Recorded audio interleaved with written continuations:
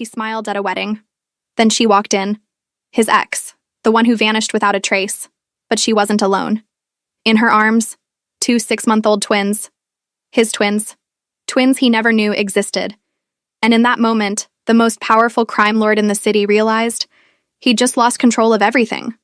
What happens when the man who owns the underworld discovers he's a father? What happens when the woman who escaped comes back and changes the game forever? You need to see this. The wedding was perfect. Too perfect. White orchids imported from Seoul. Crystal chandeliers catching light like trapped stars. A string quartet playing something soft and meaningless in the corner of the grand ballroom. And Jamin smiled. Not because he was happy. Crime lords didn't do happiness. They did control. They did power. They did the kind of silence that made grown men sweat. But today, he smiled. Because his cousin was marrying into old money, and old money meant alliances. Alliances meant leverage. Leverage meant the kind of empire that didn't crumble when the FBI came knocking.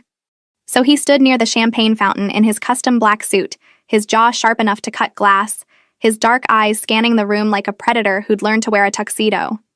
Everyone here knew who he was. No one said it out loud. That's how power worked in his world. Whispered. Implied. Never spoken. His second-in-command, Minho, leaned in close. Everything's secure. Perimeter's tight. No surprises. Jamin nodded once. Slow. Controlled. He hated surprises. Surprises got people killed. The music shifted. The bride was about to make her entrance. Guests turned toward the grand double doors. Champagne glasses paused mid-sip, phones raised to capture the moment.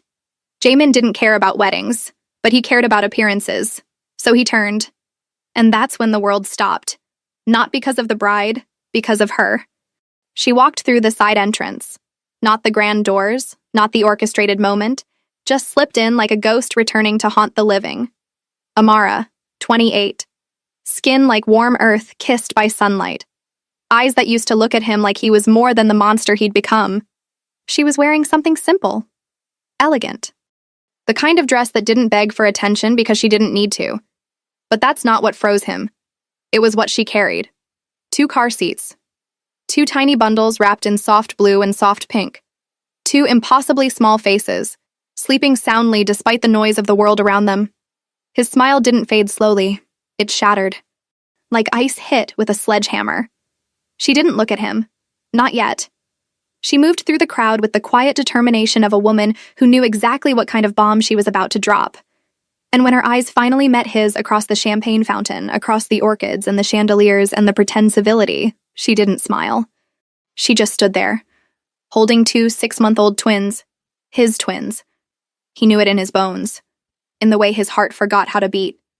In the way the entire room seemed to tilt on its axis. Minho whispered something. Jamin didn't hear it. He couldn't hear anything over the roar of blood in his ears. She was supposed to be gone. She left. 18 months ago. No note. No explanation. Just gone. He'd searched for her. Sent his best men. Called in favors that cost him alliances. Burned bridges he couldn't afford to burn. And found nothing. Because Amara knew how to disappear. She'd learned from the best. From him. Now she was here. In his world. In his territory. With 2 children who had his eyes. He moved without thinking. Through the crowd. Past the champagne. Past the murmurs starting to ripple through the guests because a crime lord didn't move like that unless something mattered. And nothing had mattered in 18 months. Until now. She watched him approach. Didn't flinch. Didn't run. Just stood there with her babies like she was daring him to deny what his heart already knew. He stopped 3 feet away. Close enough to see the exhaustion in her eyes. The way her hands gripped the car seat handles just a little too tight. The tremble she was trying to hide. Amara. His voice came out rough. Broken glass pretending to be language. Jamin? God, he'd missed that voice. Soft. Strong. The only thing that ever made him feel human. Who's... He couldn't finish the question. Because he already knew the answer. She tilted her head slightly. That look. The one that used to undo him. Yours. One word. It brought a crime lord to his knees without him even moving. The wedding continued around them. Music, laughter, champagne toasts. But in that moment, they were the only 2 people in the world. And everything he'd built, everything he'd destroyed, Everything he'd become didn't matter because she came back and she brought them home. He didn't speak. For 30 seconds, that felt like drowning. Jamie just stared at the two sleeping faces in those car seats. A boy. A girl. 6 months old. His. Minho appeared at his shoulder, tense as a loaded gun. Boss. Leave. One word. Absolute. Minho hesitated. Crime lords didn't dismiss their security. Not in public. Not when threats were everywhere. I said leave. His second-in-command stepped back, slowly, then disappeared into the crowd like smoke. Amara watched it all with those eyes that saw too much. You haven't changed, she said quietly. You left. It wasn't an accusation. It was a fact, raw, bleeding. I had to. Why? She glanced down at the twins. Because I couldn't raise them in your world. Our world. No, Jamin, your world. The one where people disappear when they cross you, where loyalty is bought in blood, where I would have protected you. His voice cracked on the last word. She looked at him then. Really looked at him. And for the first time since she walked through that door, her armor cracked. I know you would have, she whispered. That's what terrified me. The boy, his son, stirred slightly, made a small sound. Not quite a cry. Just awareness. Jamin's entire body went rigid. He'd faced down rival syndicates, FBI raids, assassination attempts. But this 6-month-old baby made him freeze like a man who'd forgotten how to breathe. Amara bent down, lifted the boy from his car seat with the kind of practiced ease that came from months of doing this alone. 18 months. She'd been doing this alone for 18 months, while he tore apart the city looking for her. His name is Kai, she said softly. And this, she glanced at the sleeping girl, is Mia. You named them. Someone had to. The words hit harder than any bullet. She held Kai carefully. The boy's eyes fluttered open. Dark, deep, exactly like Jamin's. And when those tiny eyes focused on him, on the father he'd never known, something inside Jamin's chest broke open. Can I? He stopped, swallowed, tried again. Can I hold him? Amara hesitated. Not because she didn't trust him with their son, because she knew what would happen the moment she put that baby in his arms. He'd never let go. Jamin, please. He never said please. Crime lords didn't beg. But he wasn't a crime lord right now. He was just a man who'd lost everything that mattered, and found it again in a hotel ballroom during someone else's wedding. She stepped closer, carefully transferred the small, warm weight of their son into his arms. Jamin held Kai like he was made of glass and prayers. The baby looked up at him. No fear, no recognition, just curiosity. And Jamin, the man who ruled the underworld with silence and steel, felt tears burn behind his eyes for the first time in 20 years. He looks like you, Amara whispered. He should look like you. You're beautiful. Jamin? Why didn't you tell me? His voice broke completely now. No pretense, no armor, just pain. She looked away. Because I was afraid of exactly this. This? You. Holding him. Looking at him like that. Like he's the only thing in the world that matters. He is. And that's the problem. She reached down, lifted Mia from her car seat. The girl was still sleeping, tiny fists curled tight. You can't protect them from your life, Jamin. You are your life. The empire, the enemies, the violence you pretend doesn't touch you. It won't touch them. You can't promise that. Yes, I can. The certainty in his voice made her stop, made her look at him, really look. And what she saw terrified her, because this wasn't the crime lord making a threat. This was a father making a vow. I'll burn it all down, he said quietly. Every alliance, every territory, every debt. You don't mean that. Try me. Kai made another small sound. Jamin adjusted his hold instinctively, like he'd been doing this his whole life. He hadn't. But biology didn't care. Love didn't care. The moment his son was placed in his arms, something ancient and absolute took over. Protect, provide, defend. You can't just walk away from what you built, Amara said. Watch me. Your enemies. We'll learn what happens when someone threatens my family. The way he said family made her chest tighten. Because 18 months ago, it was just her. And he'd let her walk away. Now it was them. Kai. Mia. And he'd burn the world to keep them safe. I didn't come here to start a war, she said softly. Then why did you come? She looked at him, at their son in his arms, at the way his entire world had reorganized itself around 8 pounds of helpless humanity. Because they deserve to know their father. Even if their father is a monster. You're not a monster, Jamin. You left because of what I am. I left because I was afraid of what I'd become if I stayed. The wedding music swelled. Somewhere the bride and groom were dancing. But here, in this quiet corner of the ballroom, 2 people who'd loved and lost and found each other again stood holding the 2 most dangerous truths in the world. Hope and second chances. Stay, Jamin whispered. I can't. Stay. You don't know what you're asking. I'm asking for a chance to be their father, to protect you, to pull us into your world. No, to pull myself out of it. She stared at him. He meant it. Every word. And that scared her more than anything. They stood there as the wedding celebration spun around them, champagne flowing, laughter rising, music weaving through conversations about things that didn't matter. None of it touched them. Jamin held Kai like the boy was the only solid thing in a collapsing universe. The baby's small hand curled around his finger, grip surprisingly strong for something so impossibly fragile. He's got your stubbornness, Amara said quietly, watching them. Good, he'll need it. That's what I'm afraid of. Mia stirred in Amara's arms, tiny face scrunching up in pre-cry distress. Amara shifted her automatically. That gentle bounce-sway motion that all mothers learned in the exhausted trenches of newborn nights. Jamin watched her, memorized her. 18 months. She'd carried them alone, delivered them alone, raised them through sleepless nights and first smiles and all the terrifying, beautiful moments he'd missed because of what he was. How did you manage? He asked quietly. The same way anyone does, one day at a time. Where were you? Does it matter? Yes. She met his eyes. Ghana, my mother's village, where your people couldn't find me, where your world doesn't reach. Ghana, 7,000 miles from his empire, from his reach, from him.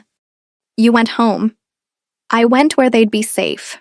The distinction cut deeper than she probably intended, because home wasn't a place for Amara. It was a feeling, and he used to be that feeling, before the violence got too close. Before she saw what he really was beneath the expensive suits and careful control. My mother helped, Amara continued, with the twins. She didn't ask questions, just held them when I couldn't, fed me when I forgot to eat, reminded me why I left. And why did you come back? She looked down at Mia, at the small, perfect face that was half her, half him. Because she asked about you. She's 6 months old. She doesn't ask with words, she asks with her eyes. The same eyes you have. Both of them do. Her voice went soft, fragile. And I realized I was raising them with half a story, half a truth. I could tell them about love and safety and all the beautiful things in the world, but I couldn't tell them about you, because I didn't know if you'd even want them? Jamin's voice came out sharp, broken. Amara, I would have destroyed everything to protect us. I know. That's what I was afraid of. Kai made a small cooing sound. Jamin looked down at his son, at eyes that held no judgment, no fear, just innocent trust that the man holding him was safe. I won't let my life touch them, he said quietly. You are your life. You can't separate the two. Then I'll change my life. Jamin, I mean it. And he did. She could see it in the way he held Kai. Like the boy was an anchor, a reason, a chance at something he'd stopped believing in years ago. Redemption. Your organization won't let you walk away, she said. They don't get a choice. Your enemies will deal with me, not them. And if they come for us anyway? His eyes went dark, cold, the crime lord bleeding back through the cracks in his humanity. Then they'll learn why people whisper my name in the dark. It should have terrified her. It didn't, because she knew what he was. She'd always known. The question was whether she could love what he was and protect what they'd created. Minho appeared at the edge of the crowd. Subtle, but there. Jamin caught his eye, gave a small shake of his head. Not now. Not them. His second-in-command hesitated, then melted back into the celebration. He's loyal to you, Amara observed. He's loyal to the Empire. Is there a difference? There's about to be. She studied him. This man she'd loved. This man she'd run from. This man holding their son like he'd just discovered the only thing worth protecting. If I stay, she said carefully, it's not forever. It's trial. To see if you can really do this. If we can really do this. I'll take trial. And if it doesn't work, it will work. You don't know that. I know I've spent 18 months in hell without you. I know I just found out I have 2 children I didn't know existed. I know. His voice cracked. I know I can't lose you again. Mia chose that moment to fully wake up. Small whimper turning into a building cry. Amara started the complicated dance of soothing while Jaemin watched, helpless and fascinated. She's hungry, Amara said. I need to feed her. There's a private room, upstairs. My cousin reserved it for family. I'm not family. You're the mother of my children. That makes you more family than anyone in this building. The certainty in his voice wrapped around her like armor. Like safety. Like the thing she'd been running from and toward for 18 months. Okay, she whispered. Okay? Show me the room. He moved immediately, careful with Kai, protective without being possessive. They made their way through the celebration, his broad shoulders cutting a path, guests parting automatically because they knew better than to get in his way. No one stopped them.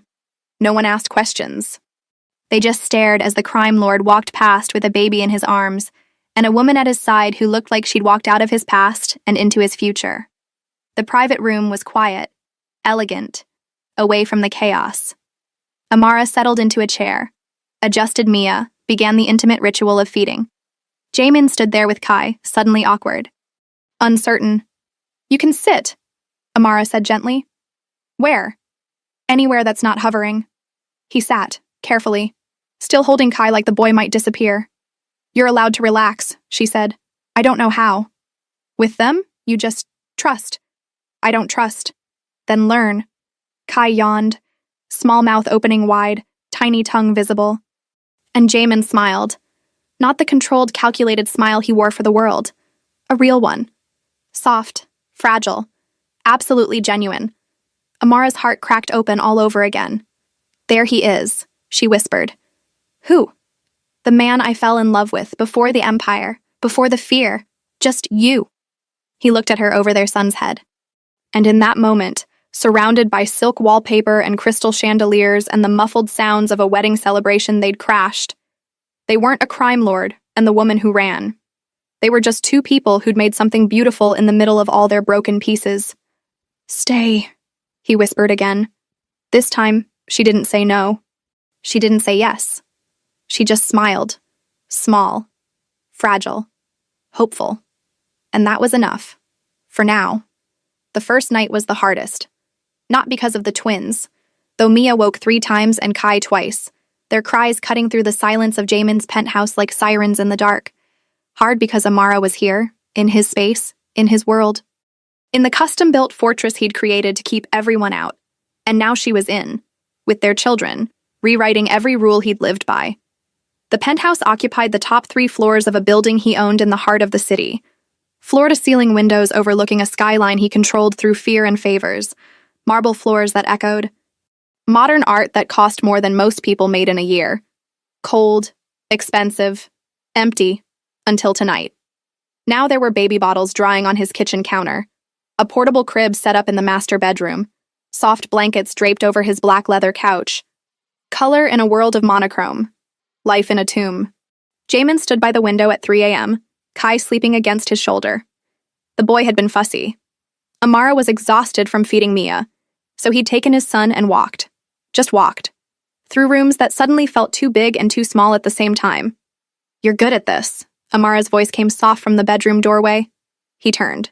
She was wrapped in one of his shirts, black silk that fell to her thighs, her natural hair pulled back, eyes heavy with the kind of tired that came from months of doing this alone. She was beautiful. She'd always been beautiful. But now she was something else. Powerful. Maternal. Untouchable in a way that had nothing to do with fear and everything to do with purpose. I'm not good at anything that matters, he said quietly. You matter to him. Kai stirred slightly at the sound of his mother's voice, but didn't wake. Just settled deeper against Jaemin's chest, small fist curling in the fabric of his shirt. Trust. Absolute. Innocent. Unearned. How do you do this every night? Jamin asked. You just do. Because the alternative is letting them cry, and that's not an option. You did this alone. It wasn't a question. It was an accusation. Against himself. Amara crossed the room slowly, stood beside him at the window. Close enough that he could smell her, that scent that used to drive him insane. Shea butter and something floral he could never name. Home. She smelled like home. I wasn't completely alone, she said. My mother helped.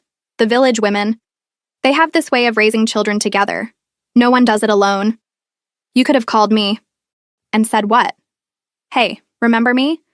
The woman you were sleeping with 18 months ago? Surprise? You're a father to twins you never wanted? I would have wanted them. You didn't even want me, Jamin. Not really. I was just... She stopped. Swallowed. I was just the escape. The soft place you came to when your world got too hard. That's not true. Isn't it? He turned to face her fully. Kai still sleeping between them like a tiny referee. You were the only real thing in my life, Jamin said quietly. Everything else is performance, strategy, survival. But you... His voice cracked. You were the only person who looked at me and didn't see what I could do for them. You just saw. The words hung in the air like... He didn't deny. Couldn't. The warehouse. Amara continued softly. 18 months. Thought we could grab dinner. Saw the blood under... And I realized... Tears slipped down her cheeks now. I realized that the man I loved was also the man people feared. And I didn't know how to reconcile those two things. So you ran. So I survived. And got pregnant. Yeah, that too. A sound escaped him. Not quite a laugh, not quite a sob, just acknowledgement of the cosmic joke that had brought them here. I found out 2 weeks after I left, Amara said. Took 3 tests because I couldn't believe it, and by the time I confirmed it, I was already in Ghana, already safe, already building a life where you couldn't find me. Why twins? She smiled slightly. Your family or mine? Mine. My grandmother was a twin. Her mother, too. Goes back generations. So you gave me 2 reasons to never come back. And yet here you are. She looked at Kai. At the small, perfect face that was half hers, half his. Here I am. Jamin shifted Kai carefully, moved toward the crib Amara had set up, laid his son down with the kind of gentleness that looked wrong on a man his size, a man with his reputation. But Kai didn't care about reputation. He just slept. Safe. Warm. Loved. When Jamin turned back, Amara was watching him with an expression he couldn't read. What? He asked. You're different with them. How? Softer. Real. Like the mask comes off. The mask keeps us safe. Or keeps you lonely. The truth in her words cut clean through. He'd been lonely for 18 months. Hell, he'd been lonely for years before that. Just didn't realize it until she left and took the warmth with her. Minho wants to meet them, Jamin said, changing the subject. Your second in command? He's been asking all day, wants to know if they need security, protection, a full detail. They're babies, not diplomats. They're my babies. That makes them targets. The coldness in his voice made her shiver. Because that was the problem, wasn't it? Loving him meant accepting what he was. And what he was came with enemies. How many people want you dead? She asked quietly. How many want me alive? That's not an answer. It's the only answer I have. Mia made a sound from the bedroom. Not quite crying, just awareness. Amara moved automatically, but Jamin caught her wrist gently. I'll get her. You don't have to. I want to. And he did. Wanted to learn their rhythms, their cries, the difference between hungry and tired and just needing to be held. Wanted to be the father he never thought he'd be. He picked up Mia carefully. She was smaller than Kai, more delicate. Her eyes, when they fluttered open, were lighter. More like Amara's. Hey, little one, he whispered. Mia stared at him. No recognition, just curiosity. And then she smiled. Small, gummy, absolutely devastating. Jamin's entire world reorganized itself around that smile. She likes you, Amara said softly from the doorway. How can you tell? Because she's smiling. She doesn't smile at strangers. I'm her father. You're also a stranger. To her. For now. The words hurt. But they were true. He'd missed 6 months. Half a year of their lives. First smiles, first laughs. All the impossible tiny moments that made up a childhood. Gone. Because Amara ran, and because he gave her a reason to. I'll make up for it, he said quietly. You can't make up for lost time. You can only make the most of what's left. Then I'll make the most of every second. Mia yawned, stretched, settled against his chest like she'd been doing it her whole life, like she knew, somewhere deep in her DNA, in the way babies just know things, that this man would burn the world for her. She needs to eat soon, Amara said. How soon? Maybe 20 minutes. Can I just hold her until then? Amara's expression softened. Yeah, you can hold her. So he did, held his daughter while the city slept below them. While Amara watched from the doorway with an expression that was part fear, part hope, part something that looked like the beginning of forgiveness. And in that moment, 3:47 a.m. on a night that felt like the start of everything, Jamin made a decision. He'd been building an empire for 15 years. Time to build something that actually mattered. A family. Even if it killed him. Even if it cost him everything. Some things were worth burning for. Morning came too fast. Jamin had maybe slept an hour. Maybe. Hard to tell when every sound from the twins pulled him instantly awake. Amara moved through exhaustion like she'd been born to it. Feeding, changing, soothing. A dance she'd perfected over 6 months of solo performance. He watched, learned, memorized. The way she tested bottle temperature on her wrist. How she supported Mia's head during burping. The specific bounce rhythm that worked for Kai when he was fussy. A lifetime of knowledge he didn't have, but wanted. His phone buzzed at 7 a.m. Minho. Of course. Council wants a meeting. Jamin stared at the message. The council. 5 men who ran the city's underworld with him. Partners in blood and profit. Allies until they weren't. They'd heard. Of course they'd heard. Crime lords didn't have secrets. They had information that cost enough to keep quiet. And yesterday's scene at the wedding? That information was free. He typed back, "Tell them I'm busy." The response was immediate. They insist. Jamin looked up. Amara was feeding Mia, gaze distant, lost in whatever mothers thought about during pre-dawn feedings. She looked fragile in the early light. She wasn't. But his world would try to make her that way. 1 hour. My office. Alone. He put the phone down. You have to go, Amara said quietly. Not a question. I have a meeting. About us. About business. We're your business now. That's the problem. He moved closer, sat beside her on the couch. Kai was sleeping in the bassinet, small chest rising and falling in perfect rhythm. Peace. For now. They want to know what yesterday meant, Jamin said. You. The twins. What it changes. And what does it change? Everything. That's what I was afraid of. He reached out, touched her face gently. She didn't pull away. Progress. I won't let them touch you, he said. You can't control everything. Watch me. Jamin, I mean it. Whatever they want, whatever they demand. The answer is no if it puts you at risk. And if they don't accept that answer, his eyes went cold.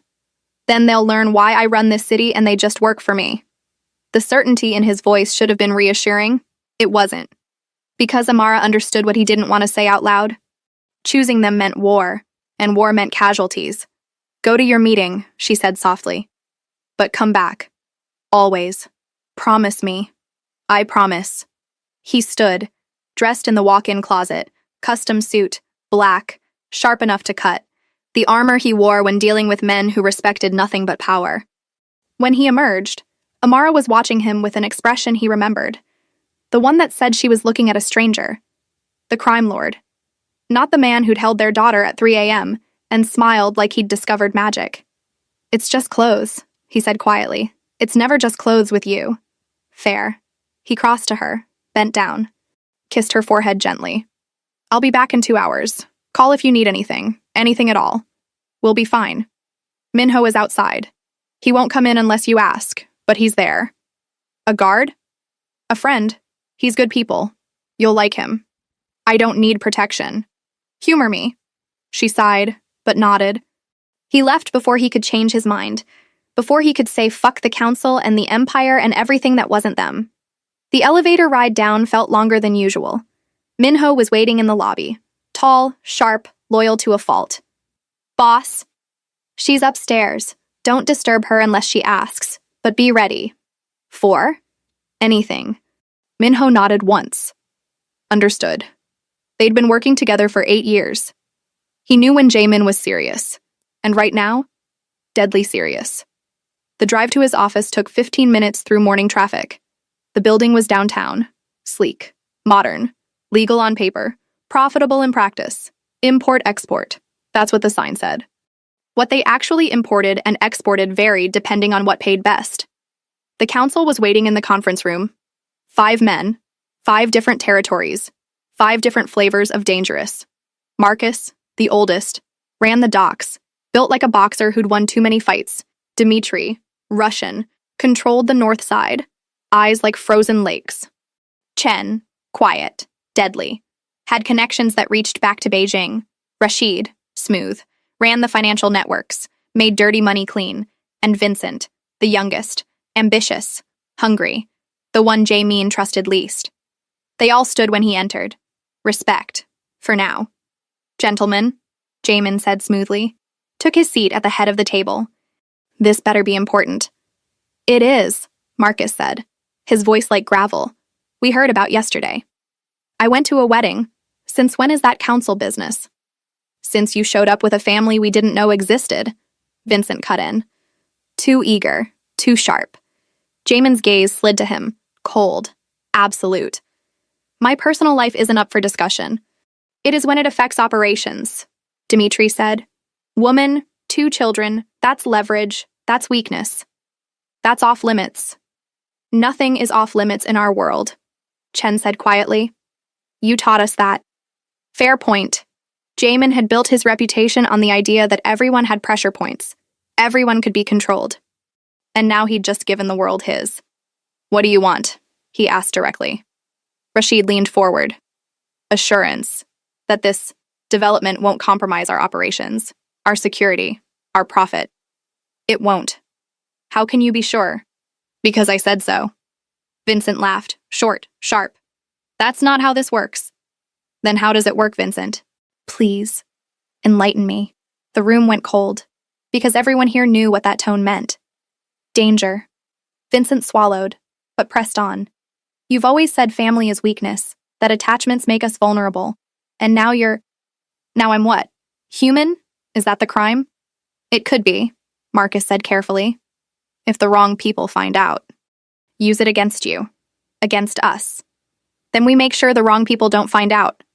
Too late, Dmitri said. He slid a tablet across the table. This was posted 4 hours ago. Jaemin looked at the screen.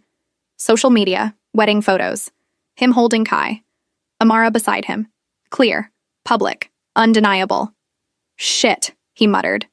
Exactly, Chen said. By now, every rival organization in 3 states knows you have children. They're already calculating how to use that information. Then we make it clear what happens if they try. And if they don't care about threats? Vincent asked. If they decide the best way to hurt you is to hurt them? Jaemin's hands curled into fists under the table. Because Vincent was right. In their world, family wasn't sacred. It was ammunition. I'll handle it, Jaemin said quietly. How? Rashid pressed. However, I have to. That's not good enough. Then what do you want from me? His voice rose slightly, controlled, but barely. You want me to send them away? Pretend they don't exist? Hide them like some dirty secret? We want you to remember who you are, Marcus said. What we built, and what we'll lose if you go soft. I'm not going soft. I'm being a father. Those 2 things are incompatible in our world, Dmitri said flatly.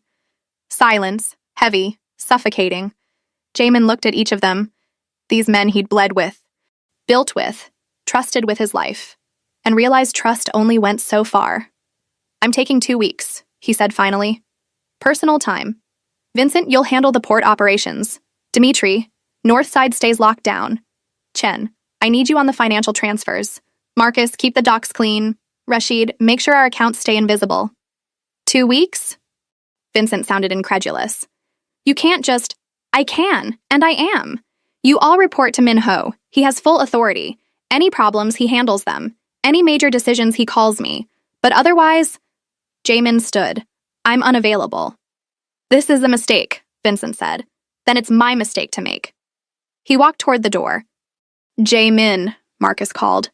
We're just trying to protect what we built. So am I. They'll come for them. You know they will. He turned, looked at Marcus, at all of them. Let them try. The words hung in the air like a death sentence, because everyone in that room knew what Jamin was capable of when something mattered. And this mattered more than anything ever had. He left the building, got in his car, drove back to the penthouse with his jaw clenched and his mind racing. The council was right. He'd just painted a target on his children, but he'd be damned if he'd hide them. Damned if he'd pretend they didn't exist. They were his.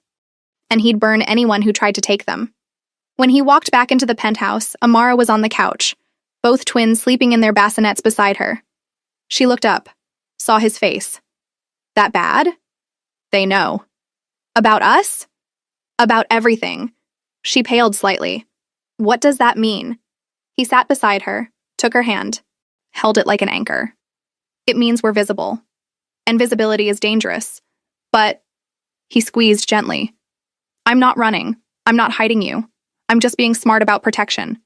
What kind of protection? The kind that keeps you safe, no matter what it costs me. Jamin, I mean it. Whatever it takes. They're not touching you. Not touching our children. I don't care who I have to go through. She studied his face, saw the determination there, the absolute certainty. And something in her chest cracked open. Because he meant every word. For better or worse, he'd chosen them. Now they just had to survive what came next. 3 days passed in a strange domestic rhythm that Jamin had never experienced. Mornings started early. 5 a.m. when Mia woke hungry. He'd learned to prepare bottles while half asleep. Learned the exact temperature Amara approved of. Learned that Kai liked to be walked while Mia preferred to be bounced. Small things. Important things. The things that made him a father instead of just a man with children. Minho stopped by twice a day. Updates, reports, nothing urgent. The city was quiet. Too quiet. They're planning something, Jamin said on day 3. Minho nodded. The Kozlov family. They've been asking questions. About the twins. About Amara. Tell them to stop asking. I did. They didn't listen. Jamin's jaw tightened. The Kozlovs. Russian mafia. Dmitri's cousins, technically. But no love lost between the branches. They'd been pushing at his territory for months. Now they had a reason to push harder. Double the security, Jamin said, but keep it invisible. I don't want Amara feeling like she's in a prison. Already done. 4-man rotation, perimeter only, they won't even know they're there. Good. Minho hesitated. Boss, the council is getting restless. Vincent especially. He's been making moves, building alliances. Let him? You sure? Vincent's ambitious, not stupid. He knows what happens if he crosses me. And if he decides the risk is worth it? Jamin looked at his second in command. Then we remind him why it's not. Minho nodded. Left. Jamin turned back to the window. The city stretched below him. His kingdom, his empire, built on blood and fear and carefully calculated violence. And now he was supposed to walk away from it? For what? Bottles and diapers and 3 a.m. feedings? Yes, a voice in his head whispered. Exactly that. You're thinking too loud, Amara said from behind him. He turned. She was holding Kai, the boy awake and alert, tiny hands reaching for nothing in particular. Just work thoughts, he said. Work thoughts that involve the Russian mafia? He blinked. You heard that? These walls aren't as thick as you think. Plus, Minho has a voice that carries. He'll be more careful. Or you could just tell me what's happening, instead of pretending everything's fine. Jamin crossed to her, looked down at his son. Kai's eyes tracked him. Recognition there now. 3 days, and the boy knew his face. There's a family, he said quietly. The Kozlovs. They've been asking about you, about the twins. Asking what? Where you are, where you came from, how serious this is. And what did your people tell them? Nothing, but that won't stop them from finding out on their own. Amara shifted Kai to her other arm. So what do? We? You think I'm just going to sit here and let you handle everything? These are my children too, Jamin. If there's danger, I need to know. He stared at her. This woman who'd run from his world but was now standing in the middle of it, demanding transparency. The safest thing would be to send you away, he said. Back to Ghana, somewhere they can't reach you. No, Amara. I didn't come back to run again. I came back because they deserve to know their father, and you deserve to know them. If we leave now, that cycle just continues. You missing their lives, them missing you. Better missing than dead. That's not a choice I'm willing to make. I am. They stared at each other. Impasse. Kai made a sound, not quite a cry, just awareness that the energy in the room had shifted. Amara softened, looked down at their son. We stay, together, and you figure out how to keep us safe without sending us away. That's the deal. Take it or leave it. He wanted to argue, to explain that this wasn't how his world worked, that safety meant distance, protection meant separation. But looking at her, at the determination in her eyes, the absolute refusal to back down, he realized she was right. Okay, he said quietly. Okay, we stay. Together. But you follow my security protocols, all of them. No arguments. What protocols? Minho will explain. But basically, you don't leave the building without me. You don't answer the door. You don't trust anyone who isn't me or Minho. That's paranoid. That's survival, she considered, then nodded. Fine, but you talk to me. About the threats, the plans, the risks. I'm not a child, Jamin. I can handle the truth. Can you? I survived 6 months raising twins alone in a foreign country. I think I can handle knowing when someone wants to hurt us. Fair point. The Kozlovs are testing, he said. Seeing how serious I am, how vulnerable this makes me. If they decide I'm weak, they'll attack. Yes. And if they do? His eyes went dark, cold, the crime lord surfacing through the cracks in his newfound domesticity. Then I'll show them what happens when someone threatens my family. Amara should have been scared. She wasn't, because she knew him, knew what he was capable of. And maybe that made her crazy, or maybe it just made her a mother, willing to stand beside a monster if it meant her children were safe. Tell me about them, she said. The Kozlovs. Who are they? So he did. Told her about Viktor Kozlov, the patriarch, 70 years old and twice as ruthless. About his 3 sons who ran different parts of the Russian operation, about their connections, their resources, their reputation for holding grudges that lasted generations. Amara listened, absorbed, asked smart questions. And when he was done, she said, So basically, they're like you, but with accents. He almost smiled. Basically. Then you know how they think. I do. So you can beat them. I can. Then do it. Before they make a move. That's not how this works. I can't just... Why not? You said they're testing, so stop letting them test. Show them why testing you was a mistake. She said it so simply, like violence was just another Tuesday. Maybe she'd learned more from him than he thought. If I move first, he said carefully, it starts a war. And if you wait, they might back down. Or they might attack. And we're not ready. True. Painfully true. Jamin looked at Kai, at the small, perfect face that trusted him completely. I need to make some calls, he said. Do what you have to do. He kissed her forehead, kissed Kai's, went to his office. Minho answered on the first ring. I need eyes on the Kozlov compound, Jamin said. All of them. Father, sons, associates. I want to know what they're planning before they plan it. Already on it. I'll have a report by tonight. Good. And Minho? Yeah, boss? If they make a move, any move, toward Amara or the twins, I want authorization to respond immediately. No council approval, no debate, just action. Silence on the other end. Then, you sure? That's going to piss people off. I don't care. All right, I'll spread the word. Anyone touches your family, they're dead. Message received. Not just dead, example. Understood. Jamin hung up, stared at his reflection in the office window. This was the line, wasn't it? The moment he chose family over empire. Love over power. Them over everything. And if that choice cost him his throne, so be it. Some things were worth losing everything for. He walked back into the living room. Amara was feeding Mia now. Kai asleep in his bassinet. It's handled, he said. Just like that? Just like that. She studied him. What did you do? Made it clear that you're untouchable. All of you. And if they don't care about clear, then I'll make it clearer. The certainty in his voice wrapped around her like armor, like safety, like the thing she'd been afraid of and running toward for 18 months. Come here, she said softly.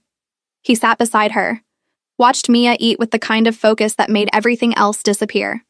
You know what's funny? Amara said. What? 18 months ago, I ran because I was afraid of your world, and now I'm more afraid of leaving it. Why? Because out there, she gestured vaguely toward the windows. I'm alone. Just me and them against whatever comes. But in here, with you, we're a team, a family, and that feels safer. Even with the danger, even with the Kozlovs. It just feels safer. He took her free hand, held it gently. I won't let anything happen to you, he said. I know. I mean it, whatever it costs. Whoever I have to go through. I know, Jamin. I've always known. Mia finished eating. Amara burped her gently. The baby made small, satisfied sounds. And Jamin sat there on his expensive couch in his expensive penthouse overlooking his expensive city, and realized expensive meant nothing. Power meant nothing. Fear meant nothing. This, right here, Amara, Kai, Mia, this was everything. I love you, he said quietly. She looked at him. Really looked. I know, she whispered. I love you too. Even when it scares me, even when I shouldn't. I just do. He kissed her then, soft, gentle, full of promise. And when they pulled apart, Maya was watching them with curious eyes. She's judging us, Amara said with a small laugh. Let her. She should have high standards. Oh God, you're already that dad. What dad? The one who thinks no one will ever be good enough for his daughter. They won't. She laughed, real, genuine, and the sound filled his empty penthouse with something he'd never had before. Joy, simple, uncomplicated, perfect. Stay forever, he said. Ask me again in 2 weeks. Why 2 weeks? Because that's when the real work starts. When the novelty wears off, when you realize babies don't sleep and toddlers are chaos, and kids ask a million questions, that's when I'll know if you're serious. I'm serious now. Then prove it. 2 weeks. Be the father they need, not the crime lord everyone fears. Just be their dad. He nodded. I can do that. We'll see. But she was smiling when she said it, and that was enough, for now. Outside, the city continued its dangerous dance. The Kozlovs plotted. The council schemed. Vincent made his moves. But inside this penthouse, on this couch, with this woman and these children, Jamin had already won the only war that mattered, the one for his soul. And he'd burn the world to keep it.